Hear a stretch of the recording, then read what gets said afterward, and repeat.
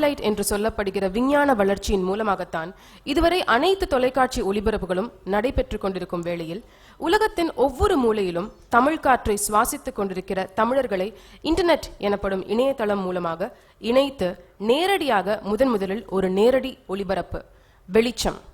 இருட்டனில் இருந்து கொண்டு வெளிச்சத்தை தேடுபவர்களுக்கும் வெளிச்சத்தில் இருந்து கொண்டு இருட்டனில் வாழ்பவர்களுக்கும் தொலைநோக்கு பார்வையுடன் ஒரு கூட்டி முயற்சிதான் இந்த வெளிச்சம் தொலைக்காட்சி. இது நிஜங்களின் தரிசனம், சமுதாயத்தின் மேல் இருக்கும் கரிசனம். எங்களின் இந்த முயற்சி வெகு விரைவில் உங்கள் ஆதரவுடன் வேர்விடும் என்ற நம்பிக்கை எங்களுக்கு அதிகம் இருக்கிறது. வெளிச்சம் ஏன் வெளிச்சத்திற்கு வந்தது? அதன் உயரிய நோக்கங்கள் என்ன? எதிர்காலத்தில் அது பயணிக்க போகின்ற பாதை எது?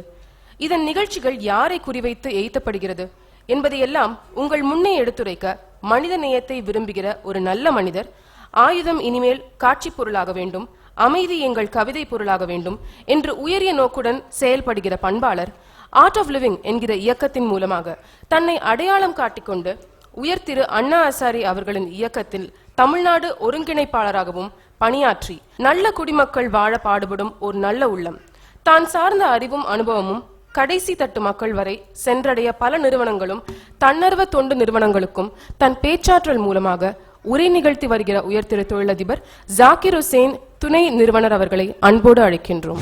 கண்ணுக்கு தெரியாமல் எத்தனையோ பேர் நல்ல விஷயங்கள் செஞ்சுட்டு இருக்கிறாங்க.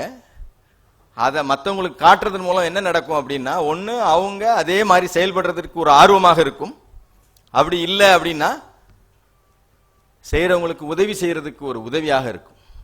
இது ஒத்துக்கிறீங்களா? எல்லாரும் ஒத்துக்கிறீங்களா? ஏன் இதுதான் வெளிச்சம் டிவியோட ஆரம்பம். நான் ஒரு அரை மணி நேரம் ப்ரோக்ராம் டிவியில் பண்ணுறதுக்காகத்தான் இதை நாங்கள் ஆரம்பித்தோம். கடந்த ஒரு வருடமாக இது ஆரம்பித்ததனுடைய நோக்கம். பட் இதுக்கு பின்னாடி என்னை மட்டும் சொன்னாங்க, நான் மட்டும் இல்லை. நாங்கள் சென்னை மண்ணடியில் ஒரு நிறுவனம் நடத்திட்டு இருக்கோம். என் கூட இன்னும் 2 பேர் இருக்காங்க. அவங்களெல்லாம் நீங்கள் கண்டிப்பாக தெரிஞ்சிருக்கணும். ஏன்னா தனியால் செய்ய முடியாது, வேற ஒருத்தர் சப்போர்ட் இல்லாமல். அதாவது ஒத்த கருத்தோட இருக்கலாம். நாங்கள் ஒரு 3 பேர் இருக்கோம்.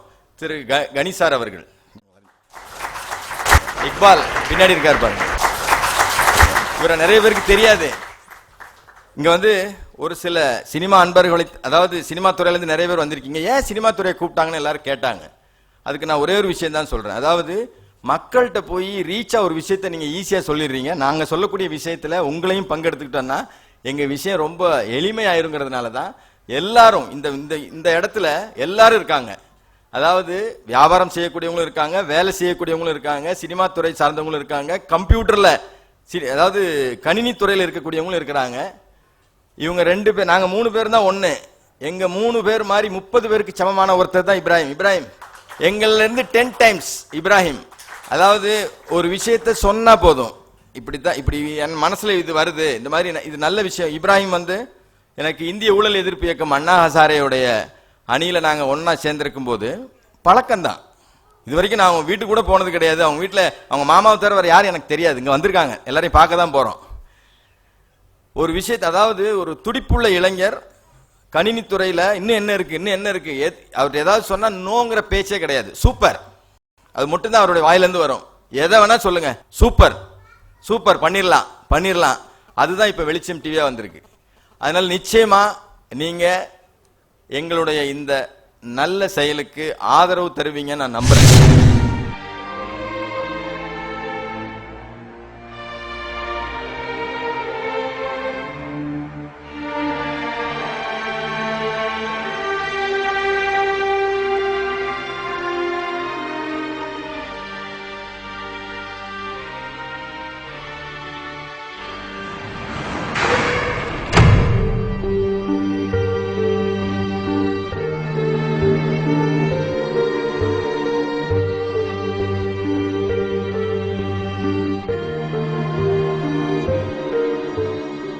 கல்வி, மருத்துவம், உணவு போன்ற முக்கிய தேவைகளுக்கு அன்றாடம் இயங்கும் மக்களுக்கான வழிகாட்டி.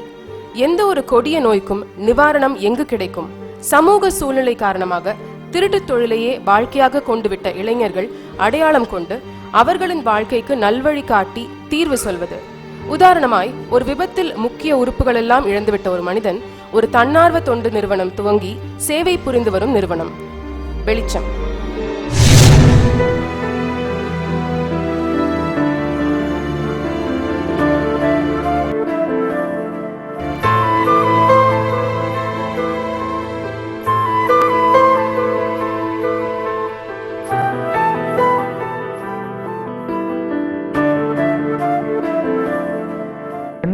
லட்சியம் என்ன அப்படின்னா நல்ல ஒரு ஆட் ஃபோட்டோகிராஃபர் ஆகி நல்ல இன்னும் பிரபலமாகணும் அப்படின்றதான் என்னோட பெரிய லட்சியம். ஊனம் என்பது உடம்பில் மட்டுமே, உள்ளத்தில் ஏற்படும் எழுச்சி அல்ல என்பதை நிலைநிறுத்தி அவர்களும் வாழ்க்கையை எப்படி எதிர்கொண்டு வாழ்கிறார்கள் என்பதற்கு சில உதாரண மனிதர்களை வெளிச்சத்திற்கு கொண்டு வரும் ஓர் அரிய முயற்சி. ஒரு கதவை மூடினால் இறைவன் மறுகதவை திறக்கிறான். அவர்களின் அரிய திறமைகளை வெளிக்கொண்டு அவர்களுக்கான வேலை வாய்ப்பு வசதிகளையும் ஏற்படுத்தி தருவது. ஒரு கால் சரியாக இல்லாவிட்டாலும் அவருக்கும் ஒளிந்திருக்கும் புகைப்பட திறமையை அடையாளம் கண்டு கொண்டது வெளிச்சம். My autograph.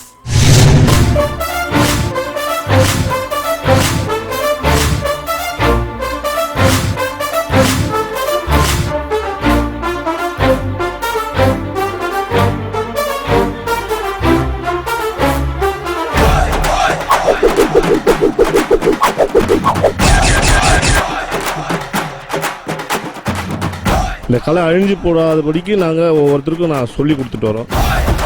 கல்வியிலும் கலாச்சாரத்திலும் நம் நாட்டிற்கு நிகர் ஏது?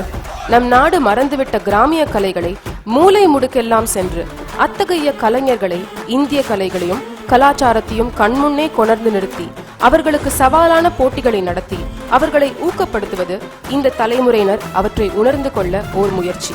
1000 கலைகள். கராத்தே இருக்கு, கும்ஃபு இருக்கு, அதெல்லாம் பண்ணலாம், தப்பு கிடையாது. ஆனா இந்த கலையை நம்ம மறக்க கூடாது.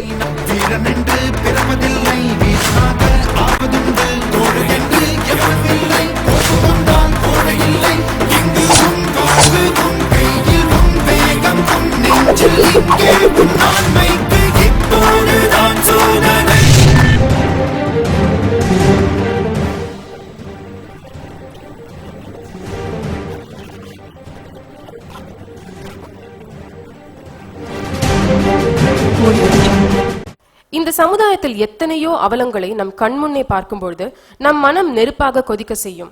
எரியும் தணலை சுட சுட நெருப்பின் ஈரம் காயாமல் வழங்குவதுதான் எரியும் தணல். அரசியல் ரீதியாக எல்லா விவரங்களையும் வெளியே சொல்ல முடியாத நிலை, மற்ற ஊடகங்கள் வெளிக்காட்ட முடியாத உண்மைகளை எங்கள் வெளிச்சம் மூலம் வெளிக்கொணர்கிறோம். எரியும் தணல். தமிழ்நாட்டில் 1,85,000 பேருக்கு HIV தொற்று இருக்கதாக கணக்கிடப்பட்டிருக்கு.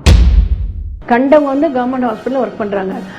கவர்மெண்ட் ஹாஸ்பிட்டல் சோதனை குழாய் குழந்தை வரவே முடியாது. அவங்கள பொறுத்த வரைக்கும் ஒரு வெறுப்பு சொசைட்டி மேல. நீ ஏன் என்னை அங்கீகரிக்கல, உனக்கு என்ன பிடிக்கல, அதனால எனக்கும் உன்னை பிடிக்கல, நான் உனக்கு தொல்லை கொடுக்குறேன் பாரு அப்படின்ற மென்டாலிட்டிக்கு அவங்க தள்ளப்படுறாங்க. ஃபர்ஸ்ட் பணம் வாங்கும்போது ரொம்ப சந்தோஷம், இவ்வளோ பணம் சம்பாதிச்சிட்டோமேனு. அந்த பணத்தினால கவர்ந்தது தான் இன்னும் நாங்கள் மீற முடியாமல் இருக்கோம். ஒரு டிரான்சாக்ஷனுக்குமே ஒரு டேலண்ட் இருக்கு. ஆனால் சரியான வாய்ப்புகள் இல்லாததால அவங்களால வெளிக்கொண்டு வர முடியல. இந்த சமுதாயம் செய்த அச்சுப்பிழை இவர்கள். இந்த சமூகம் தங்களுக்கு ஏதாவது செய்யாதா என்று ஏங்கி கிடக்கும் எத்தனையோ உள்ளங்களுக்கு மருந்து. ஒரு விலை மாதாக இருப்பவர் கூட பணிக்கு சென்றால் அந்த தவறை அங்கேயும் செய்ய நிர்பந்தம் ஏற்படுத்துகிறது சமூகம் என்கிற அவலக்குரலை வெளிக்கொணர செய்து அவர்களுக்கு ஒரு தீர்வையும் ஏற்படுத்துவது அச்சுப்பிழை.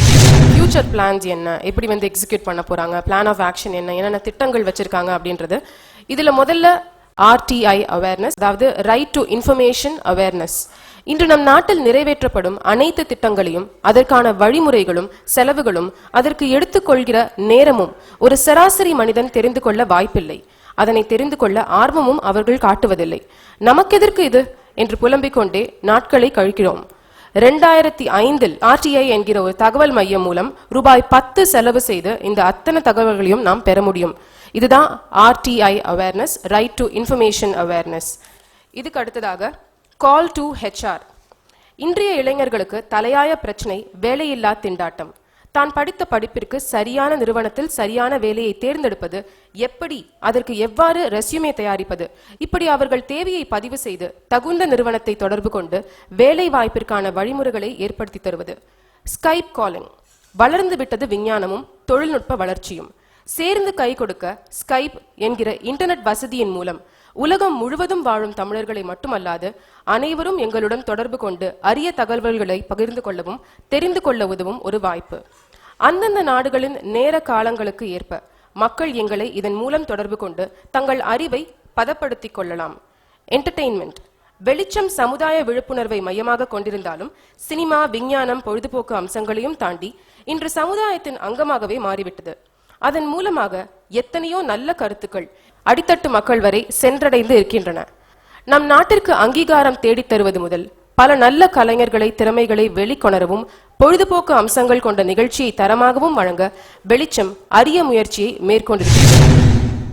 ஒளி படைத்த கண்ணினாய் வா வா வா என்று சுதந்திரம் கிடைப்பதற்கு பல பல ஆண்டுகளுக்கு முன்பே இளைய பாரதத்தினாரை பார்த்து இந்த நாட்டிற்கு இந்த சமுதாயத்திற்கு உன்னுடைய பலம் தேவை, உன்னுடைய சிறப்பு தேவை, உன்னுடைய சேவை தேவை என்ற விதத்திலே மிக எழுச்சி எழுப்பக்கூடிய உணர்ச்சிகளை, நான் ஒரு பாரத நாட்டின் பெருமகன் என்று பெருமைப்படக்கூடிய அந்த உணர்ச்சிகளை தூண்டக்கூடிய ஒரு பாடலை மிக அற்புதமாக எழுதியிருந்தார். அந்த பாடலின் ரெலவன்ஸ் ஃபார் டுடே, இந்த காலகட்டத்திற்கு எந்த அளவிற்கு அது பொருந்தும், அந்த பாரதியாரின் அழைப்பு என்பதை நினைத்து நினைத்து கடந்த 10 நாட்களாக ஏனென்று புரியவில்லை. வெளிச்சம் டிவியுடைய இந்த ப்ரோக்ராம் நடக்க போவதுனால எனக்கு தெரியாது, நேற்று தான் தெரியும். ஆனால் அந்த ஒளிபடத்தை கண்ணினா என்று சொன்ன அந்த ஒளி எங்க விழணும்னா இந்த வெளிச்சத்தில் விழணும்ங்கிறது இப்ப எனக்கு புரிஞ்சுது. இப்படிப்பட்ட ஒளி, இப்படிப்பட்ட வெளிச்சத்தை கொண்டு வர வேண்டும், அதற்கான ஒரு காலகட்டம் என்பது என் மனதிலே, ஒரு ஆழ்மனதிலே ஓடிக்கொண்டிருந்திருக்கலாம். மனதார நாம் மிக்க ஈடுபாடுள்ள நண்பர்கள், ஜாகிர் பாய் நீங்க சொன்ன மாதிரி தொலைவில் இருந்தாலும் பிரிந்து போகாத நண்பர்கள். You may be far away from each other, but you are never separated from each other. அப்படிப்பட்ட சில நண்பர்கள் நாம். ஆகினால் இந்த வெளிச்சம் வரப்போகிறது என்பதற்கு அது ஒரு ஃபோர் வார்னிங்கும் என்னவோ இந்த பாட்டு போயிட்டே இருந்தது. பிரகாசமான இந்த நாடு ஒளி இழந்து போயிருக்கு, அதுக்கு வெளிச்சம் தேவைப்படுகிறது. பொது இடத்தை, அந்த பொது இடம் என்று சொல்லும்போது பிசிக்கல், இன்டெலெக்சுவல், எமோஷனல், ஸ்பிரிச்சுவல், அந்த நம்முடைய அந்த பொது இடத்தை நிரப்பும் ஒரு பொறுப்பு நமக்கு இருக்கிறது. அந்த பொறுப்பை நிரப்புவதற்கு நாம் எல்லாம் புறப்பட தயாராக இல்லாமல் இருப்பதால் நாடு ஒளியை இழந்து விட்டது. அதற்கு வெளிச்சம் தேவை. வெளிச்சம் TV, it's a very good effort sir. My heartiest congratulations that you have taken one step ahead. உள்ள வரும்போது முதல்ல கொஞ்சம் ஹெசிடென்ட்டா வந்தேன். என்னடா வெளிச்சத்திலேருந்து இருட்டுக்கு வரோமே நினைச்சேன் உள்ள வரைச்சே. ஆனா இங்க வந்தப்பறம் தான் தெரியுது, இவங்க போட போற வெளிச்சம் வெளியில இருக்கிற இருட்டுகள்லாம் காட்ட போகுதுங்கிறது ரொம்ப நல்லா தெரியுது எனக்கு. But then this seems to be a socially aware organisation. இவங்க கடைசியில் சொன்னாங்க என்டர்டெயின்மெண்ட்டும் இருக்குன்னு. என்ன கேட்டிங்கன்னா இதில் என்டர்டெயின்மெண்ட் இல்லைன்னாலும் பரவாயில்ல, சோஷியல் அவேர்னஸ் நீங்கள் ரொம்ப வேணும். ஒரு நியூ வெஞ்சருக்கு something different. It's not an opening of a film or it's not a star's birthday or 100வது நாள், அந்த மாதிரி இல்லை. It is opening of our minds இந்த ஃபங்க்ஷன். இந்த வெளிச்சம்ங்கிறது it is an opening of our minds. நினைச்சு please give it all your support. எந்த விஞ்ஞானத்தையுமே நம்ம சரியா பயன்படுத்தினா அது நல்லா தான். அது மாதிரி இன்னைக்கு டிவி வரும்பொழுது பல பேர் சினிமாவிலேருந்தே எதிர்த்து குரல் கொடுத்தாங்க. டிவி மீடியா வந்து சினிமா அவ்வளோதான் இனிமேல் அப்படின்னு சொல்லி நிறைய பேர் குரல் கொடுத்தாங்க. பெரிய சீனியர் டைரக்டர்லாம் கூட கொஞ்சம் பேர் அது அங்காளிமா, ஏன்னா அது டிவி கொண்டு வந்து விட்டானுங்க, சினிமாவுக்கு எடுத்துருவானுங்க பொழுதுன்னு. அப்புறம் அந்த பெரிய டைரக்டருக்கு போகிற சினிமாவில் தான் போய் டிவியில் தான் போய் பணியாற்றிட்டு இருக்காங்க. அதெல்லாம் போய் இப்போ தான் செட்டில் ஆனேன் டிவியில் போய் அப்படின்னு அவங்களே சொல்கிறாங்க. இந்த சினிமாவை வந்து டிவி ஒன்றும் கெடுத்துல, அது ஒரு பரிமாணம். இந்த டிவி லாங் டைம் தொடர்ந்து நம்பர் 1 டிவின்னு சொல்லி குளோபலா பாராட்டப்படணும்னா அந்த வெளிச்சம் தலைப்புக்கு தகுந்த மாதிரி தலைப்பே உங்களுடைய எண்ணத்தை காட்டுது. அதனால நீங்க வெளிச்சம் அது வந்து பல நல்ல விஷயங்களை யதார்த்தமாக நீங்க அதுக்காக வந்து இல்லாத சொல்ல வேணாம், நல்ல விஷயங்கள் சொல்லுங்க. நல்ல விஷயங்களை தான் வந்து ரொம்ப கேர்ஃபுல்லா பாதுகாத்து கொண்டு வரணும். அதனால நல்ல விஷயங்களை பாதுகாப்பது டிவிக்கு ஒரு நம்பர் 1 மரியாதையை கொடுக்கும். நம்பர் 1 டிவி என்பது டிஆர்பி மட்டும் இல்லை. அதனால வந்து நீங்க டிஆர்பியும் வேணும், நல்ல விஷயமே வேணும். நல்ல விஷயத்துக்கு டிஆர்பி இருக்கணும். அதனால நம்ம ஏதோ ஒன்று சொல்லணும்ன்ற மோட்டிவில் வந்தா கண்டிப்பா ஆடியன்ஸ் நம்ம பக்கம் திரும்பி வருவாங்க. அதனால நல்ல நோக்கங்களோட இந்த டிவி செயல்படணும். இன்னைக்கு தமிழ்நாட்டில் இந்தியாவில் கல்ச்சர் பேஸ்டான டிவி இருந்தா கண்டிப்பா திரும்பி பார்ப்பார்கள் என்று கூறி, அதுக்கு என்னால் முடிஞ்ச உதவிகள் எது கேட்டாலும் நான் செய்கிறேன். இந்த டிவி நம்பர் 1 வருவதற்கான அனைத்து வாய்ப்புகளும் இருக்கிறது. தலைப்பே அதை நான் சார்ந்த நிறுவனம் கனேடிய பல்கலாச்சார வானொலி இப்பொழுது 10 வருடங்களாக கனடாவில் இயங்கி வருகிறது. இந்த நிறுவனம் 24 மொழிகளை தன்னகத்தை கொண்டு, அதாவது தெற்கு ஆசிய மொழிகளை கொண்டு நடைபெற்று வருகிறது. இப்போ கனடிய மாநிலத்தில், அதாவது டொரண்டோ மாநிலத்தில் பெரும்பான்மையாக தமிழர்கள் வாழ்கிற மாநிலம். இங்கு கலைகள் அழிந்து போகக்கூடாது, தமிழ் மொழி அழிந்து போகக்கூடாது. இன்று 2வது 3வது ஜெனரேஷன் என சொல்லப்படுகிற மக்கள் இங்கே வாழ்ந்து கொண்டிருக்கிறார்கள். இவர்கள் மத்தியில் தமிழ் அழிந்து போகக்கூடாது, எங்களது கலை அழிந்து போகக்கூடாது என்ற நோக்கோடு இந்த வாரொலியை நடத்தி வருகிறோம். அதைத் தொடர்ந்து 2007ஆம் ஆண்டு இதை வெப்பூடான தமிழ் விஷன் என்கிற ஒரு வெப் டிவியை 2007ஆம் ஆண்டு தொடக்க நடத்தி வருகிறோம். நான் இங்கே வரும்போது ஒரு சாதாரண ஒரு விழாவுக்கு வருவது போல் தான் வந்திருந்தேன். இங்கே நான் இந்த நீங்கள் போட்டு காண்பிச்ச அந்த வீடியோ கிளிப்புகளை பார்க்கும்போது, அது மட்டுமல்லாது இங்கே நீங்கள் அனைவரும் பேசியதில் நான் உணர்ந்து கொண்ட ஒரு விஷயம், இங்கே எல்லாரும் எதிர்பார்ப்பது ஒரு சமுதாய சீர்திருத்தம். தமிழ் சீர்திருத்தங்களை பற்றி இங்கே பார்க்கின்ற போது மிக பெருமையாக இருக்கிறது. அந்த விஷயத்தை நான் இந்த தொலைக்காட்சி நிறுவனத்துக்கு, அதாவது வெப் ஊடாக நீங்கள் தொடங்க போன இந்த முக்கிய பணிக்கு எனது பாராட்டுக்களை தெரிவித்துக் கொள்கிறேன். என்றும் உங்களுடன் நாங்கள் இணைந்திருப்போம். இந்த வெப் வானொலி கனடிய, அமெரிக்க, ஐரோப்பிய நாடுகளுக்கு கொண்டு போவதற்கு நான் உங்களுக்கு முற்றுமுழுதாக. என்னிடம் 100 இளைஞர்களை தாருங்கள், இந்தியாவை ஒரு தலைசிறந்த நாடாக மாற்றுவேன் என்றார் சுவாமி விவேகானந்தர். அந்த 100 இளைஞர்களிலே ஒருவர் தான் எங்களுடைய வெளிச்சத்தின் நிர்வாக இயக்குனர் உயர் திரு இப்ராஹிம் அவர்கள். உலகத் தமிழர்களை இணையதளத்தாலும் இதயத்தாலும் இணைக்கின்ற இந்த அரிய முயற்சிக்கு தகுந்த விஞ்ஞான தொழில்நுட்பமும் தற்போது நடைமுறையில் இருக்கிற கணிப்பொறி அறிவும் மிகவும் அவசியம். அதனை ஒருங்கே பெற்றிருப்பவரைத்தான் நாங்கள் நிர்வாக இயக்குநராகவும் பெற்றிருக்கிறோம். திரு Ibrahim is an updated software engineer, web designer and served as a software engineer in lot of MNCs in and around the world. இன்று ஒளிபரப்பாயும் இருக்கிற அனைத்து நிகழ்ச்சிகளுக்கும் வேர் திரு இப்ராஹிம் அவர்கள்.